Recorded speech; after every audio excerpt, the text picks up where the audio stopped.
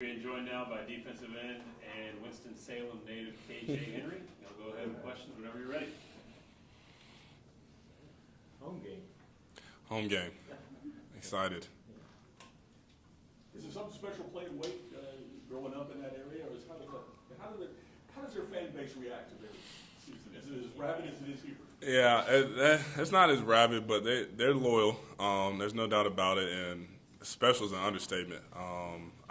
Every time I play this team, but especially when I go home, it's definitely flashbacks to when my father coached for them. I was 6 years old, 7 years old. I'd be in the family section, yellow wig, cheering like no tomorrow for the Demon Deacons. So I know what their home locker room looks like. I know what it's like to run out after the motorcycle. It's almost like I'm on the rival, like I'm on the rival side for sure, which I love this side. But yeah, anytime I get to go home, I love it. It's one of a kind for sure. We need to see a picture of that yellow. Mom has one. Y'all hit on Nicole Henry. She will definitely send it out. There's no doubt about that. What did your dad coach? He was all over the defense side of the ball, DBs, little linebacker. Finished up there as the special teams coordinator. We were at Wake Forest from 2001, which was when I was 2 years old, and I forgot what year he got let go, but I was right before high school for me, 8th grade, 9th grade year. So he was there for a long time, a lot of great years. 2006 ACC championship. Told Coach Sweeney all the time, if my dad doesn't beat him, then he don't get this job. We're the reason he got this job. Wake Forest beat Clemson, so it's a good tenure there for sure. How is your dad doing? Obviously had knee surgery. Yeah, he's doing much better. He's definitely supposed to take it a little slower than he is. He's hard-headed, stubborn, if you will, and mom's trying to get on him for that. But he just wants to see me play. He's doing everything he can to just come watch every game. That's just the great father that he is. But he's doing much better. And just been so appreciative for Help Live and that process and this whole community. Still don't take it for granted, for sure.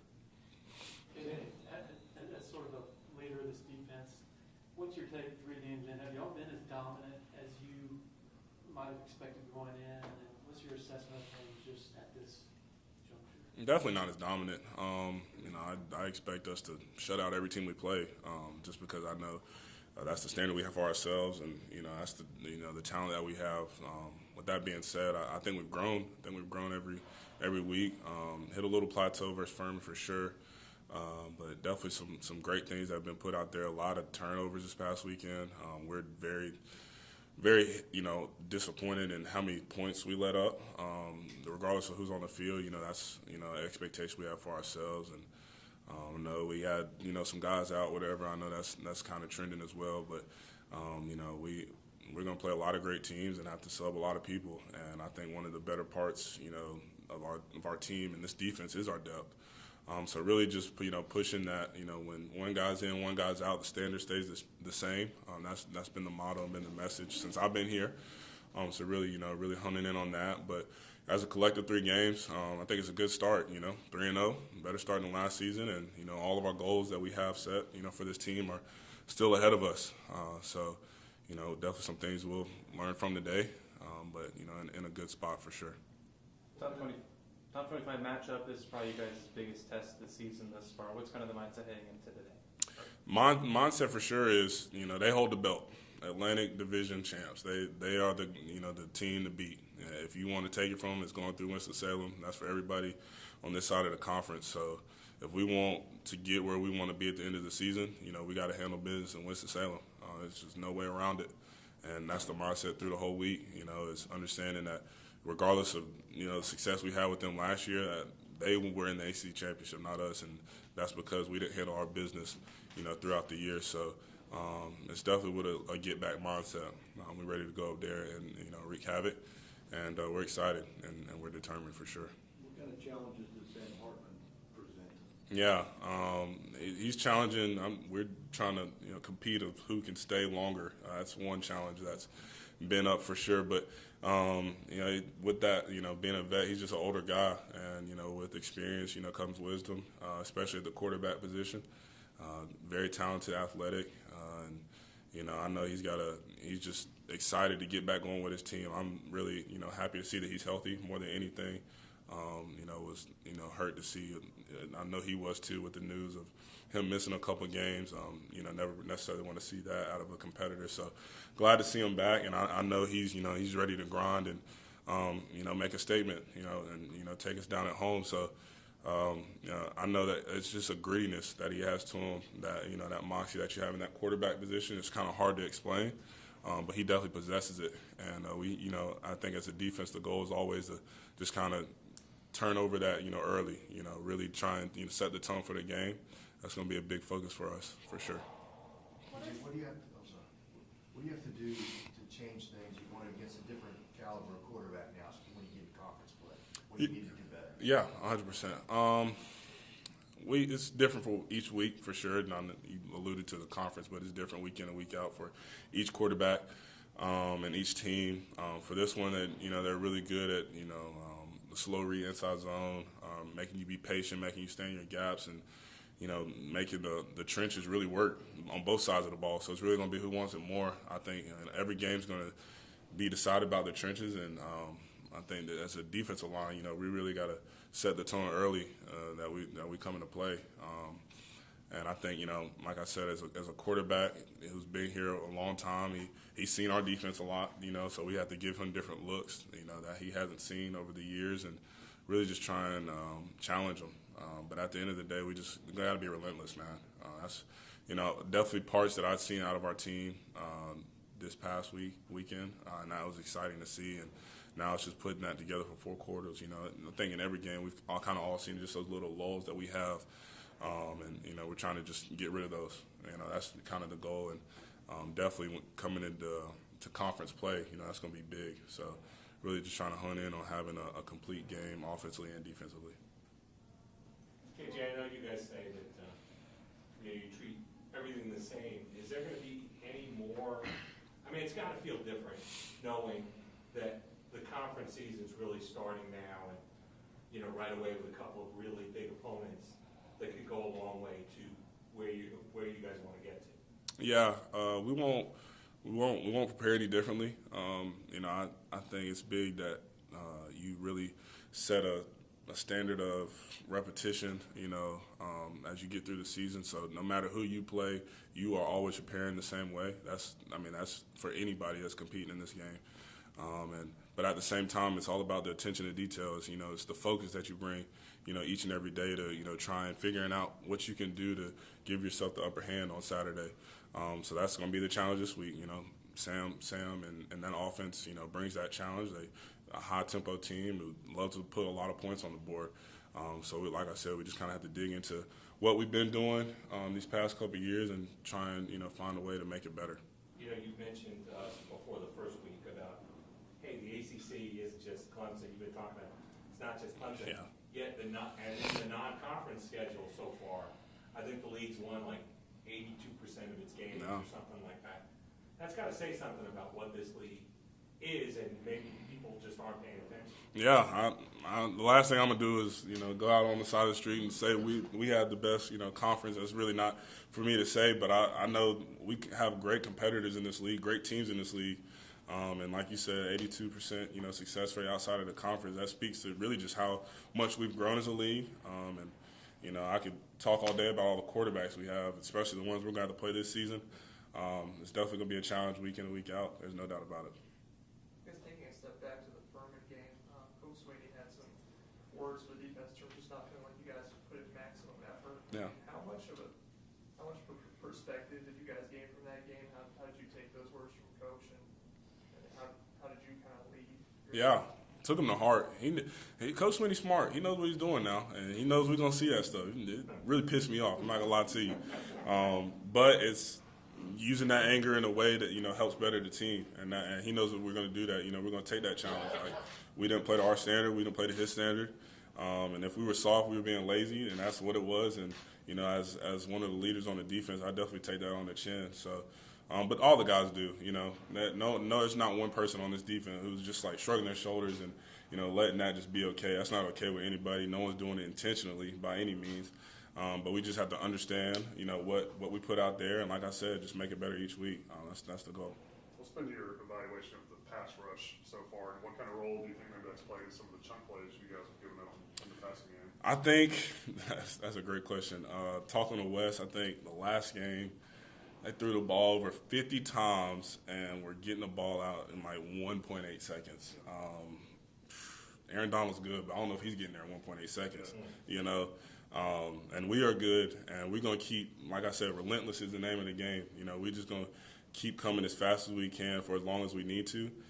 But if they're getting the ball out quick, You know, we just want to be able to just hone in on that as far as, you know, how people want to attack us, right? Early in the year, it was screens that were killing us. I think we showed last game that we're not going to let that beat us this year, but we'll still get a flavor of those and then getting the ball out early. But like I alluded to, the ACC is they got some offensive linemen, they got some good competition. So, you know, we expect a little more drop back pass as we get, you know, throughout the year, and that's when we have to start showing up as a D line for sure. So it's been about the best it could be as far as, you know, our plan and our mindset. Just when you don't have necessarily the opportunities, you don't have the opportunities. So, you know, hopefully from a back end standpoint, you know, we can understand that and really attack that as far as understanding people want to get the ball out quick. But like I said, defensively, defensive line wise, we can't get lulled to sleep. Just got to keep being on that attack mindset. You guys had maybe more success than anybody at slowing down Wake Forest, you know, relative to what they kind of points and yards they put on everybody else last year. What was sort of the key to that last year? Can't give you the key. We do have a couple things we like to do.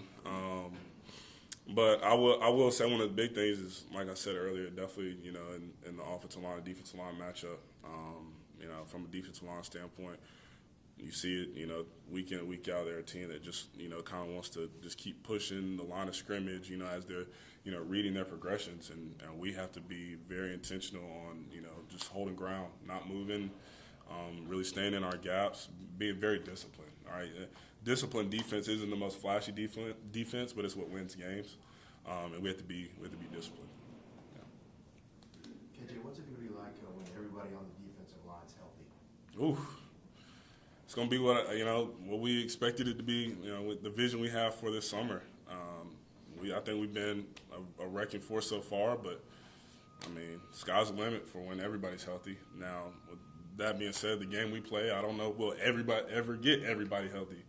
Especially not 100%. Ain't nobody gonna be 100%. But as we start to, you know, get guys matriculating back in, I mean, we're just gonna keep getting better and better. Doesn't seem like it's happened very often. Nah. When you playing this game, you know what you sign up for.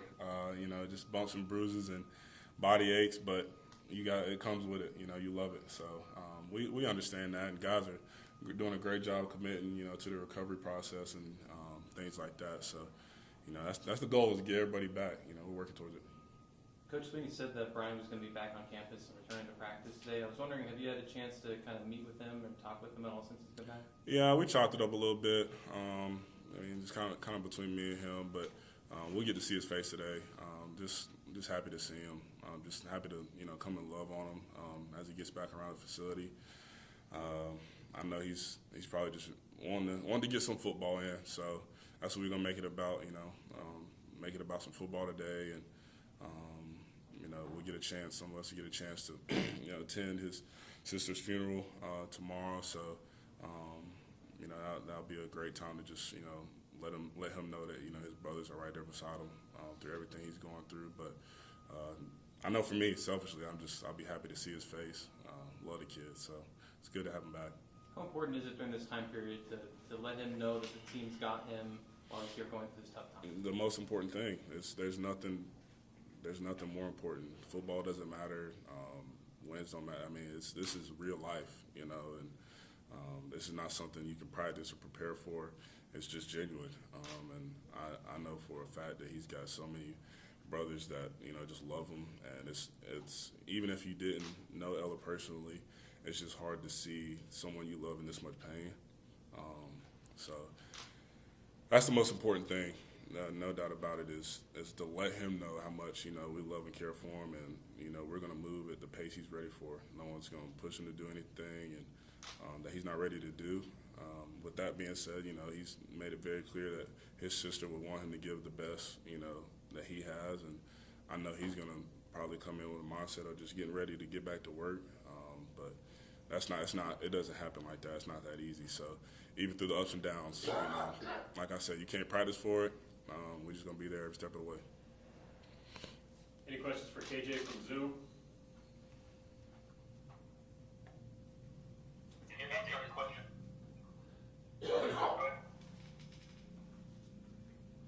KJ, this is Brian Hall with WF Line Greensboro Football as well. Just your time with Coach Snow and at West Forsyth, how did that help develop and start to mold you into the player that you are today? Great. What's up, Brian? I know exactly what I'm talking to. Just texted Coach Snow on the way over here, making sure I get my dog in this weekend. It's made me who I am today. He nurtures everybody there at West Forsyth. He loves his players. He's real committed to, their next level, getting everybody to college. And he's been a rock in my life for me. So, because I could sit here all day and speak highly of a good old Snowball, but he's been good. He's been good. Appreciate it. Thank you. Hey, Dave, this is Matt Connolly. I was just wondering, when quarterbacks are getting rid of the ball quickly, how do you balance wanting to get there and wanting to get pressure, but also knowing when maybe it's just best to get your hands up and try to bat the ball? Yeah, that's what the coaches get paid the big bucks for. They got to figure out the balance stuff. We go where they say go and attack how they say attack. Hey, Coach West, he's a smart guy. I'm letting him do his job. And like I said, the calls he puts in, that each call, it kind of tells you the mindset of the play and how you should attack it. Once you get into the details of the defense, so we just take it play by play.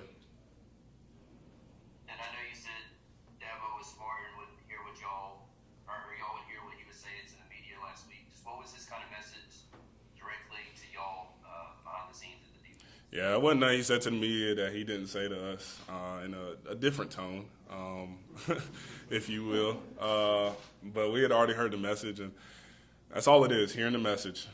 The tone is what it is, but it's all about hearing the message. Hear what he says.